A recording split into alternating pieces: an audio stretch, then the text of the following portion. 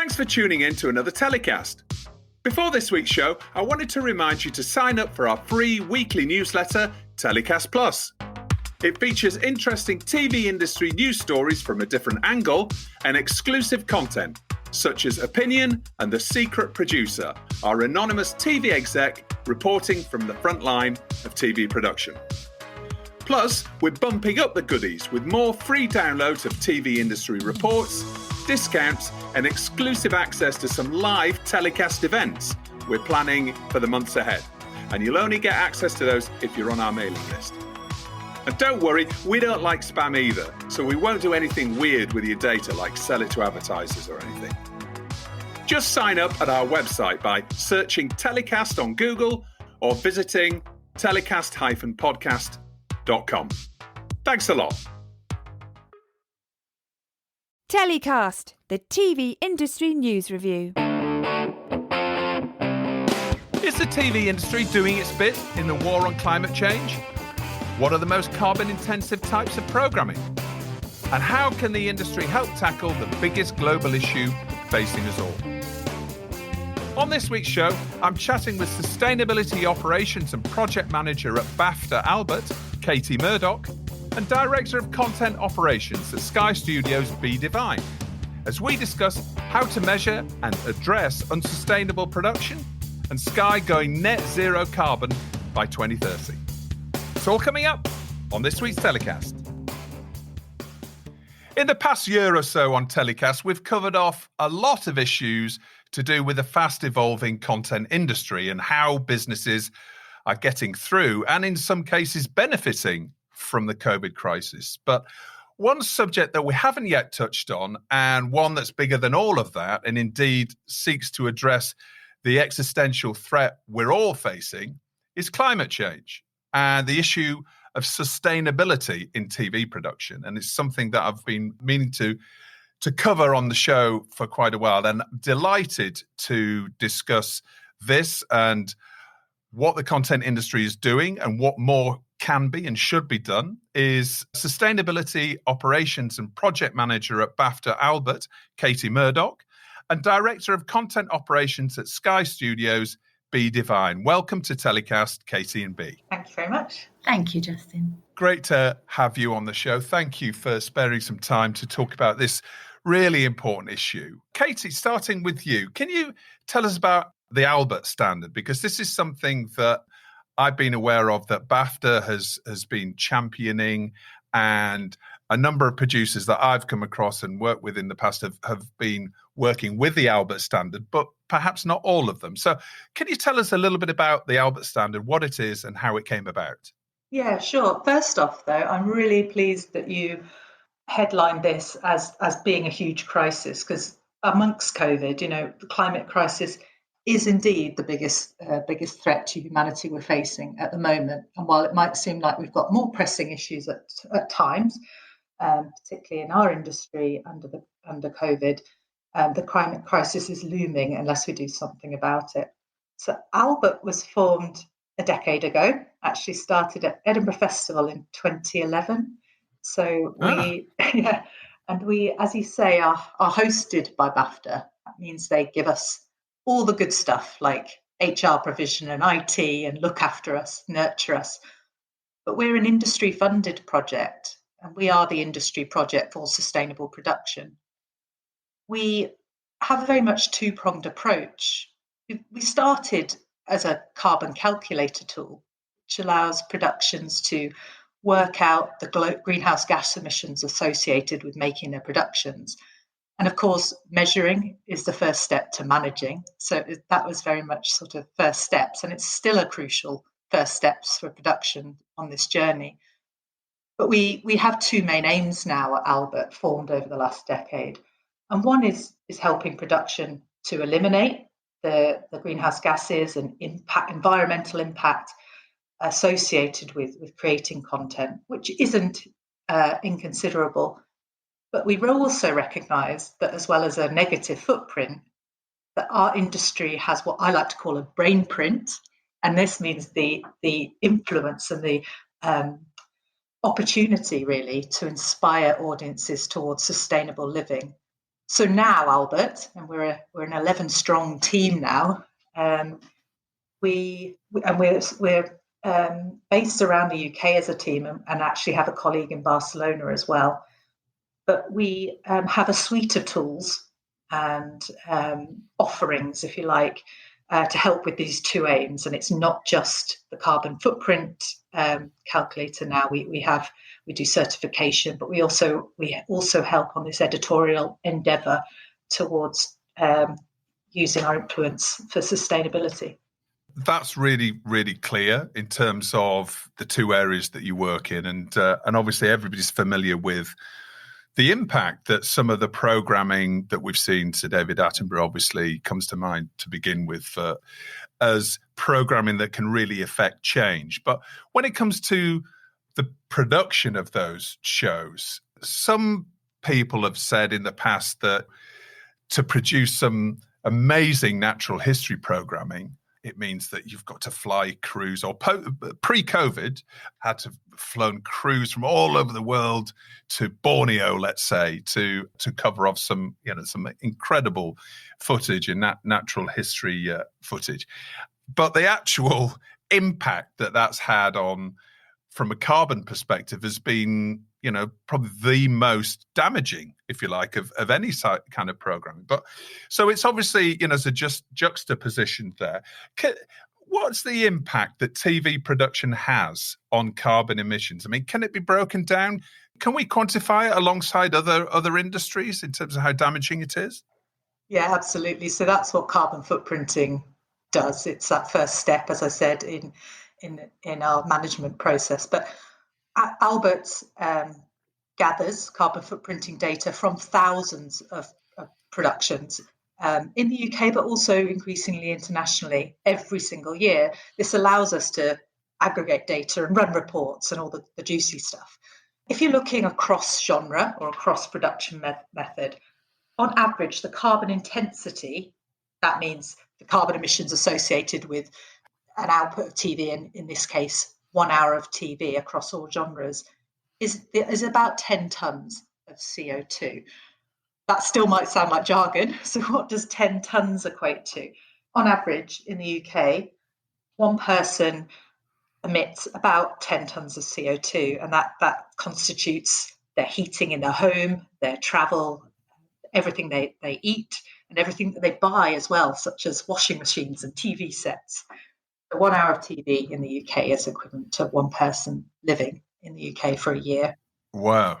That sounds like a lot to me. I mean, it's difficult to quantify, I suppose, when you put it like that. But, 1 hour of TV equals 10 tons of carbon emissions. Yeah, it now there's nuances there, as you pointed out. There's different genres come with different impacts and indeed different production methods.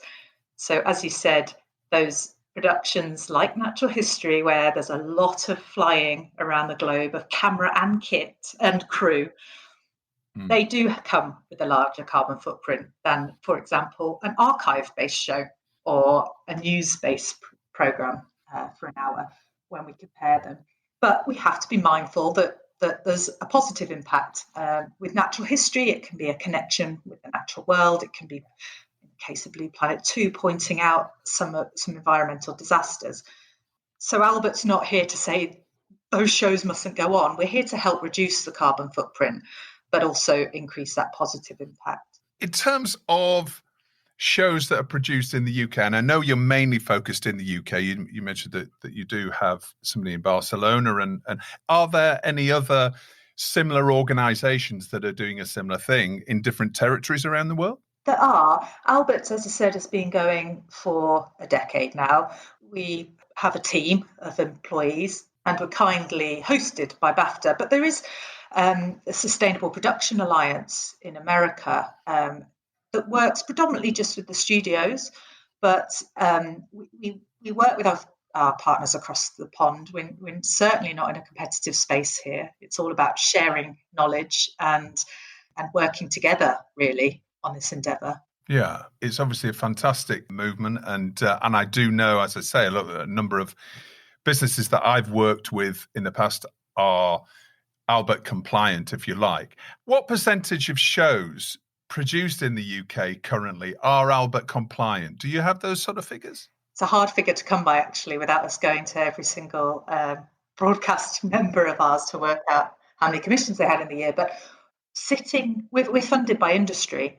Sitting on Albert's directorate, that means that those members responsible for shaping our strategy are major UK broadcasters, including Sky, Discovery, Netflix, Apple UK, BBC, Channel 4, ITV, UK TV, and I've no doubt missed one, BT Sport as well. And these members fund us and have also, the majority of whom have set mandatory certification requirements. So that means their productions and commissions must get Albert certified. So we are quite confident that in terms of UK broadcast industry, we're capturing a lot of production. Now, of course, there's productions that are outside of major UK broadcasters, such as a lot of short film content.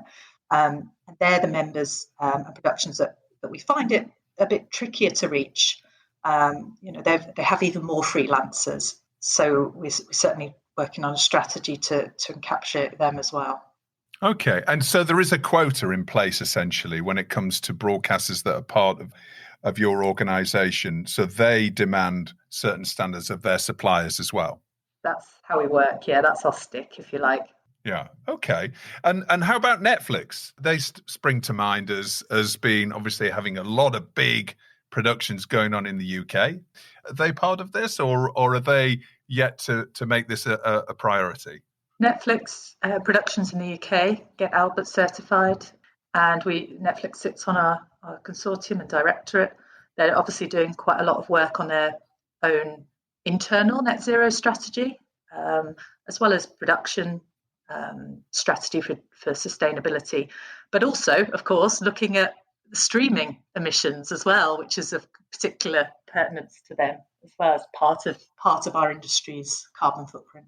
Well, coming to you, B, obviously Sky has become, very vocal and taken a leadership role, I think, when it comes to the international broadcast and content industry. You've got a program called Sky Zero, haven't you? And this is something sustainability has been, obviously pretty high on your agenda for a number of years. Can you tell us about what Sky Zero is and what you guys are doing? Absolutely, Justin. And, Sky was the first media company to go carbon neutral in 2006. And now we want to be net zero carbon by 2030. And Sky Zero is the program that covers that journey towards our net zero carbon targets. And of course, protecting the environment is something that matters to me personally, and it's huge for Sky. And it's not just in the UK, and it's across the group. And also, we're working very closely with our NBCU and Comcast partners. Within production, we work very closely with Katy and the Albert team, of course, and all our Sky originals in the UK do require Albert certification. So we made this mandatory.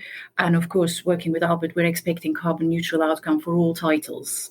And in January this year, we announced our sponsorship of COP26 along with new sustainable production principles and a new planet test that we have launched. And I think these are all a journey. We're not going to get there. And like Katy said earlier, there's a lot that can be done. The whole industry is trying, but it's still new. And I personally think this is an opportunity to work more collaboratively industry-wide than ever. And I think we all have our little bits to input into this. It's interesting, isn't it, that we've been through COVID and everybody's, had various different priorities and agendas. And actually, I think many people in the industry have looked at their priorities, both as individuals and also as businesses as well.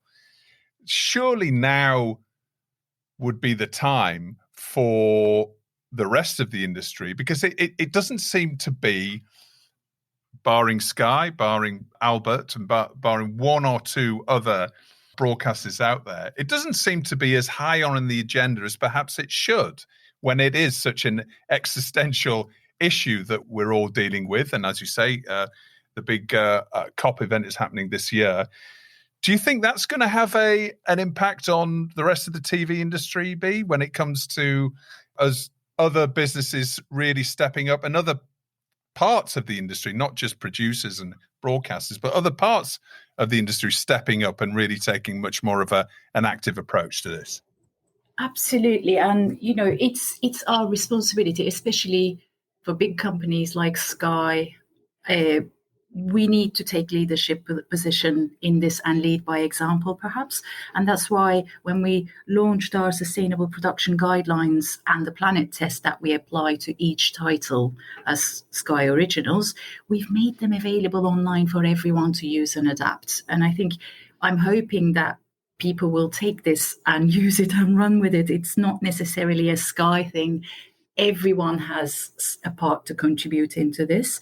And as part of our sustainable production principles, we've made a lot of materials available that we've collated over the years. We worked with the Albert team to give some guidance into productions and what can they do in pre-production, what can they do during the production, after production, and how can they put some messaging to consumers at home, to people who are watching this content, and what messages can be taken to them to raise awareness, show the actions. And also we're looking at what we can do around the content, whether we can use Albert logo at the end of each title and sustainability statement on all programs, and use our talent for messaging to people at home watching this again. So there's a lot that can be done, and I think we can only lead by example and hope that by raising awareness we will take everyone on this journey along with ourselves.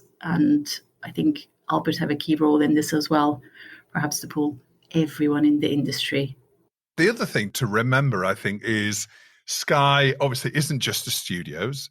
It's a full broadcaster, and there's also the set-top boxes and everything else that is involved in the Sky ecosystem, all of your operations, even when it comes to the vans, the engineers that are driving around the UK and other territories around the world as well. So it's actually really quite an undertaking, isn't it, this Sky Zero, to actually become net zero carbon in another 9 years' time. To me, I don't see many other companies really going this far to make this sort of effort. This must be driven from the very top of the business. How do you transform a business as big as Sky to actually deliver on all of these on these ambitions? It's a massive transformation project, like you said, Justin. And I think we started with establishing a governance, and it applies to not just product, our engineers, home service and productions, but every department across Sky. And I think our initial approach to this was to understand the footprint and reach of every area, look at how we, what are the key value drivers across every business area, and also how can we track the metrics and do a forecast. We are now in that 2030 detailed planning phase in terms of what we have to do each year to get to that zero targets. And of course, it's not a quick fix. It's definitely not a quick fix. And everyone have big targets at Sky. But I think we kind of encourage and engage each other, because I think Sky is a very ambitious company. I think we all thrive off that drive from each other. If one department is saying, oh, we've got plans, we may reach that sooner, the other departments are following from behind saying, oh, okay, we need to better them. And I think that ambition, I think, is fantastic. And I think we are all in this together. And it's a global crisis. It's not necessarily just reaching a business target. So I think, it's not just our businesses, it's our children and it's our future at the end of the day. Yeah, well, it's a shared goal, isn't it? Absolutely. Absolutely. Yeah.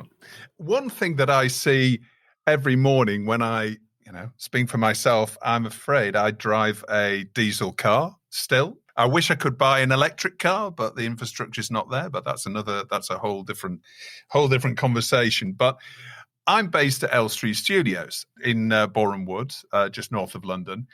And I'm seeing every day at the moment the most enormous construction project going on to create the new Sky Studios complex. It's a very impressive construction site at the moment. How many stages? Can you tell us a little bit about that and that project? Because in its own right, creating something from scratch that is going to be sustainable is again another challenge. Absolutely. It's a very, very exciting project, Justin. And I think it's, along with all our other bold commitments, of course, Sky Studios Elstree is going to be the home to accommodate all our production needs, not just for Sky, but also NBCU and wider industry where there's availability. And our ambition here is to build the world's most sustainable film and TV production studios when it opens next year. So on the site, we've got 13 stages, a couple of warehouses, and multiple production office buildings. To sort of put that in context, it's the size of 17 football pitches. So it's a big space. And we've got a good big piece of work that we're doing with Albert to create a studio's sustainability scorecard. And I think with that, we want to get all the studios and stages globally to have a way to measure, track in multiple areas, because on site we will be using solar energy wherever possible. We'll generate approximately 20% of our energy and store this in large batteries rather than relying on traditional generators.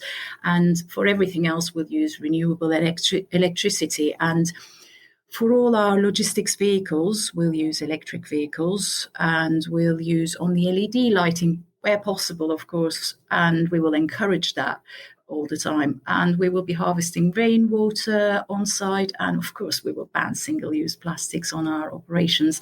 We're looking deeply into waste management, and we are also trying to be creative with how we are working on our individual productions to see whether we can reuse sets rather than building from scratch every time, and create a whole asset management system to perhaps repurpose what we have across Sky and NBCU productions.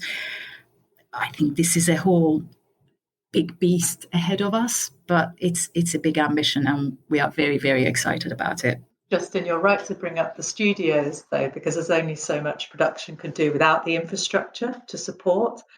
And the studio scorecard that we're working on with Sky and Sony and others is all about transparency, really, and this collaborative learning from each other, because you can't be perfect in this space, because sometimes the technology doesn't exist. Like you were saying, you're yet to buy an electric vehicle because perhaps charging stations aren't in place, perhaps it's too cost prohibitive at the moment. But all we can do is do our best at the moment, so we can it's better to be hypocritical, I say, rather than cynical, and do what we can rather than do nothing. And the studio scorecard, of which Sky sounds like it's going to score very highly on, will actually rate transparently studios around the world on different sustainability metrics like renewable energy and all the stuff Bea just listed. And it's showing that our industry is not about greenwashing, as opposed to many other industries out there, and that we're going to be transparent in this endeavour to hopefully share learning. And it's an interesting time for studios, isn't it, at the moment, because there's huge demand for studios. I mean, every day I saw one was opened in Farnborough today, and I know there's huge demand, and everybody's queuing up to try and get their productions on a soundstage. Equally, a lot of the infrastructure around studios, certainly in the UK, and I would imagine this is similar in many other territories, it's pretty old. It's actually been built around maybe 60s, certainly in Elstree. I mean, it goes back to the sort of the post-war years. That's a big challenge for them, isn't it, in terms of bringing studios into the sustainable age, if you like, because they do some of them feel a little bit old, little bit crumbling. and they need a bit of a green makeover, let's say. It is, but it's marginal gains as well. Every little bit that anyone can do is going to add up. And I think you can't necessarily knock what there is and rebuild those studios, but you can start using green energy and, transitioning. And like our 2030 plan at Sky, I think it's every business's responsibility to put a plan in place and perhaps work slowly over the years. It's not going to happen overnight. And in some ways, we need to go back in time, because some things the old studio systems did were actually very sustainable, like having prop houses on site where new productions would come in and just repurpose props, sets, costumes.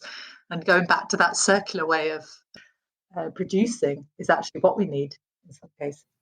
Well, maybe the efforts that many producers and many in the content industry have been forced to go through during the COVID crisis and within various guidelines, it just shows you what can actually be achieved when you've got your back against the wall and you have to comply with certain rulings. Maybe that's the way forward to actually speed up the more sustainable production. But I mean, we've been talking about production, and obviously the content industry is much bigger than that, isn't it? What about the other areas of the content industry, Katy? That I mean, Albert is purely concerned with producing programming, but what about things like events, publishing, distribution industry? What about all of these areas? Because they've all got their own role to play as well, haven't they? They have. They all come with a footprint for sure, and that's where Sky setting ambitious net zero targets is so crucial, because it encapsulates all parts of the supply chain up and down. But there's a great project at the moment with the Carbon Trust in connection with Bristol University, who are looking at streaming emissions. And actually, they've just released a paper this week that shows it's actually about the device that you view content through is actually more important in terms of the carbon footprint than the transmission and distribution areas. So watching content through a tablet is actually better, even if it's streamed, than watching through a big all singing or dancing LCD set-top box. So there are other organisations who are looking at different parts of the chain.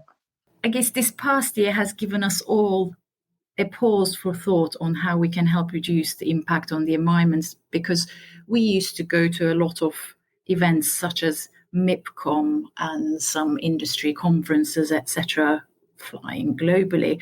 And we didn't have to go to any of those, and they have mostly taken place, and there's been no need to distribute the printed material for these. And in fact, at last MIPCOM, Jane Millichip, who's our Chief Content Officer, she urged the industry to ban plastics and corporate tat in all these events and markets. And I guess we were able to attend more events more efficiently. I think I have been globally involved on so many more partnerships, discussions, meetings, events, etc., and worked so much more effective over the last year with COVID. And I'm hoping we all maintain this going forward. We don't necessarily need to all travel. And you can see so many more people in a small screen at your own home. Yeah, absolutely. I mean, that is something that I've mentioned a few times on the show before, is that about 3-4 years ago, you could meet some distribution execs who were literally hopping from one event to another, almost all around the year. Just the number of air miles, and everything that's involved with that, to these events that we're using non-sustainable materials. So it really does sort of lay it bare. And hopefully, as you say, now we're maybe concentrated. Our minds are maybe a little bit concentrated to being more sustainable when we actually come out of this, and we can all start to go to these events again, and the industry starts to adapt to this new normal. And now it's time in the show for Katy and Bea to pick their stories of the week, the TV industry news item that's caught their eye in the past 7 days. Katy, what's your story of the week? Well, Justin, mine is Jeremy Clarkson's new farming show on Amazon Prime. And I never thought I'd be saying this, but the reason I've picked this is because Jeremy Clarkson is it's been important, let's say, in car culture in the UK, and was a climate skeptic, even outright denier a number of years ago. That was until he filmed in Cambodia and firsthand saw the effects of climate change as he was trying to cross a dried up river for one of his productions. He's still not an eco-warrior, and he has battles, quite vocal battles with the vegan movement, for example. But to see him doing a farming show, and I watched the first episode last evening, where he talks about climate justice for farmers. He sees firsthand the impacts of pouring rainfall on the crops. He argues for the plight of farmers. He argues against industrialized farming. It's quite a journey. And we're not going to get everyone, all our audiences, to think about sustainable living if we only put vegans and eco-warriors on screen. We do actually need different people telling different stories. And that's going to be the way we inspire every sort of tranche of society to come on this journey. So seeing someone like Clarkson's journey from climate denier to farming, I thought it's quite radical. No, absolutely. And it's actually got some really good reviews I've seen. We'll put a link actually to for everybody to go and have a look at the new Jeremy Clarkson series. How sustainable Amazon is, that's another question altogether. But anyway, how about you, B? What's your story of the week? My story of the week is actually ITV Daytime welcoming their first green satellite vehicle. I think we've been doing all we can at Sky, and we've got our targets as well. But to see the 4 cars of ITV Daytime's current fleet have been replaced, I think that sort of gives us a bit of a push. And in our production and content Net Zero Carbon Working Group meeting today, we were discussing, okay, we need to set target for all fleet vehicles to be electric by 2024 within sports. News are already doing some fleet of hybrid cars, crew cars and green diesel being in use. But I think we will need to expand that. I'm taking this as a good example for us and to the whole industry. Right, fantastic. Well, this is all good. We've got green stories of the week, which isn't a surprise. Thank you for those. And now it's time of the show where my guests get to nominate their heroes of the week and who or what they're telling to get in the bin. B, who's your hero of the week? Well, my hero of the week is the G7 summit and the global leaders pledging to share 1 billion COVID vaccines with the poorer nations internationally. You can almost see the world leaders desperate to be the first to announce their particular part of that, couldn't you, with Biden and then Boris Johnson, but then everybody together. Absolutely. And as we've discussed on the show before and on the TellyCast Plus newsletter, that, you know, until everybody's vaccinated, it's not just a local problem, it's a global problem, much like carbon emissions and climate change. That's the G7 summit is your hero of the week. And who or what are you telling to get in the bin? Oh, it's the rising COVID cases following the bank holiday crowds and the extension of the restriction 4-week period. For me, it's ongoing. I think we're all very keen to move on and get back to the new normal now and perhaps focus on sustainability rather than COVID issues. Exactly. We just want everybody to get jabbed, don't you? Just want everybody to for us to achieve this immunity. Oh, definitely. It's going in the right direction, but I think it's not going as fast as we would like it to. No, maybe we should take a leaf out of California or various other US states who have actually got lotteries for people to get vaccinated. You get vaccinated, you get a free entry to a $1.5 million lottery, which is astonishing. But there we go. Whatever it takes, right? Whatever it takes to get everybody jabbed. How about you, Katy? Who's your hero of the week? Mine is Gareth Southgate and his open letter ahead of the Euros called Dear England. And that's because he recognises that there's an influence of footballers and football managers beyond just the game and just winning. And he's used that influence to talk about diversity, inclusivity, equality.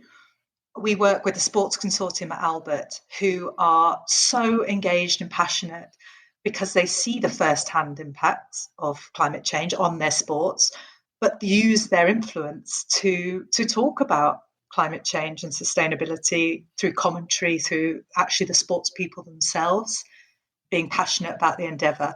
And I blubbed when I read his letter. I really did. I thought, what a beautiful way of using your influence. That was real leadership, wasn't it? It was true leadership, what you saw from Gareth Southgate, who's everybody's got a lot of time for him. He seems a decent guy, but when he put that together, you're absolutely right. I think it's had a real impact. And hopefully, as we go forward, the message will get through to some of these people that are still booing the England team for taking the knee. Anyway, who or what are you telling to get in the bin? Mine is on the theme of the G7 summit, but it's the person who's responsible for Boris Johnson's Twitter/photography and press, because on his arrival, there was a tweet from Boris Johnson's Twitter to say, looking forward to the G7 summit, to building a fairer and greener world post-COVID. And there was an image of him getting off a domestic flight to Cornwall. And that's a complete lack of joining the dots up there, because it's domestic flying that's really contributing to national climate change and carbon footprint emissions. And we really need to tackle it in the UK particularly. Hopefully the new infrastructure that they're building, the trains, HS2, well, that's a whole other area for us to get into. But I think, in terms of getting people off those domestic flights and getting people back on the trains, and obviously electric vehicles is going to be a massive help. And that's what the Queen did, actually. The Queen travelled home by train from the G7 summit. She was nearly my hero of the week for doing that. Good for her. Maybe Boris can take a leaf out of her book. Katy B, thank you so much for coming on the show. Really enjoyed discussing this with you. I mean, it's a huge subject. We could talk about it for a lot longer, and there's lots of other areas that I've probably not even mentioned that are worthy of much more discussion when it comes to climate control and basically the efforts that we all need to go to. But really fascinating to hear about the content industry, what Sky's doing, what Albert's doing. And we'll put some links to various pages on your websites that people can go to and check out more information about how to be more sustainable when it comes to production. So thanks very much for coming on the show. Thank you so much. Pleasure. Well, that's about it for another week's show. As always, thanks for listening. Don't forget to rate and subscribe to TellyCast and share it with friends and colleagues. And a quick reminder to sign up for our free newsletter called TellyCast Plus. It's packed with interesting TV industry stories of the week you may have missed, downloadable reports and surveys, and exclusive insight and opinion. And it's all completely free. Just visit our website to sign up at telecast-podcast.com. That's telecast-podcast.com. And you can also follow us on Instagram, LinkedIn, and Twitter. TellyCast was edited by Ian Chambers and recorded in London. Until next Thursday, as always, stay safe.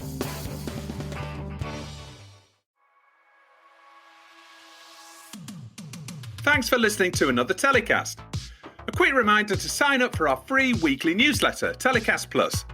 It features interesting TV news stories from a different angle and exclusive content, such as Opinion and The Secret Producer, our anonymous TV exec reporting from the front line of TV production.